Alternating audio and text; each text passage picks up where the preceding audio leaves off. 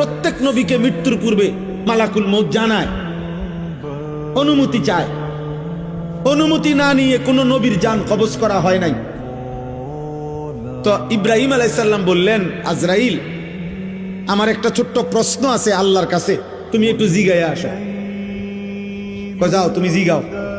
তো আজরাইল মালাকুল মউত বোঝাচ্ছে বলে, তো তুমি গিয়া বলবা আল্লাহর কাছে, আয়াকবিজুল খলিল রুহা খলিলিহি। আল্লাহকে জিজ্ঞাসা করবা গিয়া যে ইব্রাহিম জানতে চাইছে কোন বন্ধু কি বন্ধুর জান কবজ করে?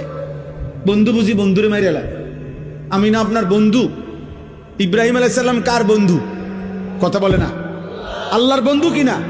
তো ইব্রাহিম আলাইহিস সালাম বলতেছে, যাও গিয়া জিগাও কি বন্ধু এটা? বন্ধু বন্ধুরে মারতে কয়? বন্ধু বুঝি বন্ধুর জান কবজ করে?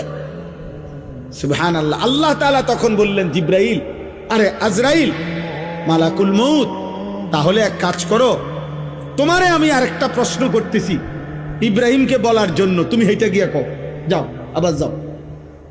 তো মালাকুল মউত এসে এবার ইব্রাহিম আলাইহিস সালামকে বললেন, আপনার কথার জবাবে আল্লাহ তাআলাও একটা প্রশ্ন করছেন, আপনি এটার উত্তর দেন। তো বলছে কি? তো আল্লাহ তাআলা জানতে চাইছেন, আয়াকরাহুল খলিল লিকা খলিলিহি, বন্ধু কি তাহলে বন্ধুর মুলাকাত সাক্ষাৎ চায় না?